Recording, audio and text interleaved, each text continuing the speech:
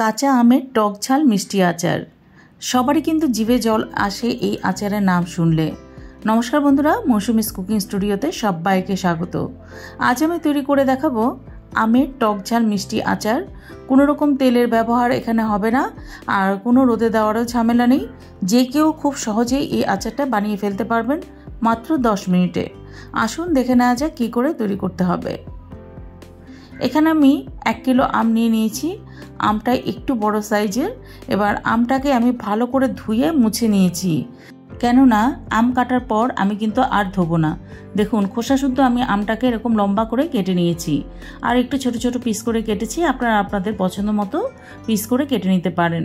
এবার এতে পরিমাণ মতো নুন আর হলুদ মাখিয়ে আমি রেখে দেব 10 থেকে 15 মিনিটের জন্য ফ্যানের তলায়। দেখুন, সমস্ত নুন হলুদ মাখানো হয়ে গিয়েছে। এবার সেই ফাঁকে আমি একটা মশলা তৈরি করে নেব। তার জন্য কড়াইতে আমি 3টে শুকনো লঙ্কা দিয়ে দিলাম।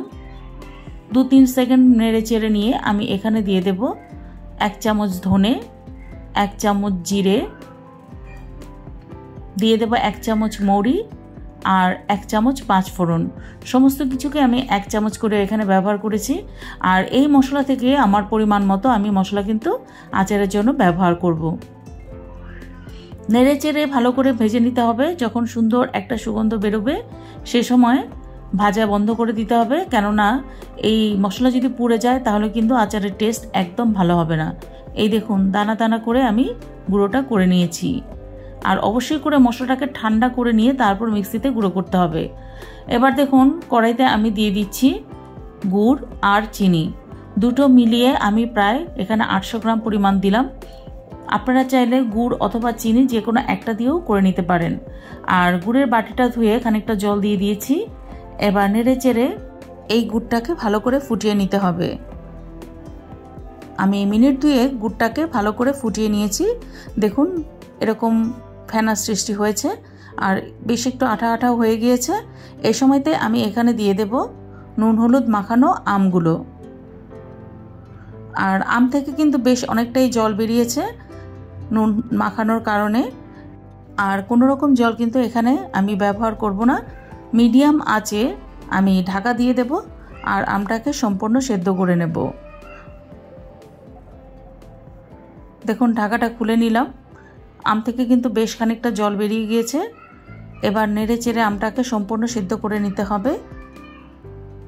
এই সময়তে আমি এখানে দিয়ে দেব কালারের জন্য কাশ্মীরি লাল লঙ্কার গুঁড়ো। এখানে 1/2 চামচ পরিমাণ দিলাম। আপনারা চাইলে এটা দিতেও পারেন, আবার চাইলে নাও দিতে পারেন, তবে এটা দিলে আচারের কালারটা কিন্তু খুব সুন্দর হবে।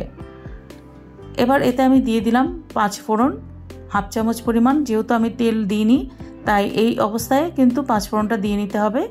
আর এই 5 ফোড়নটা দেওয়ার কারণে খুব সুন্দর একটা সুগন্ধ হবে আচারে।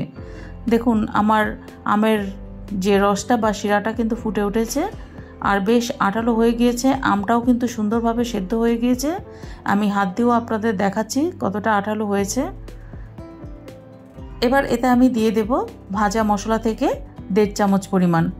আমি 1.5 চামচ পরিমাণ এখন দিলাম, আর নামানোর আগে দেব 1/2 চামচ পরিমাণ। মোট আমি 2 চামচ পরিমাণ কিন্তু এখানে ভাজা মশলা গুঁড়ো ব্যবহার করেছি। নেড়ে চেড়ে মশলাটাকে ভালো করে মিশিয়ে নিয়ে আরও খানিকক্ষণ সময় ফুটিয়ে নিয়েছি।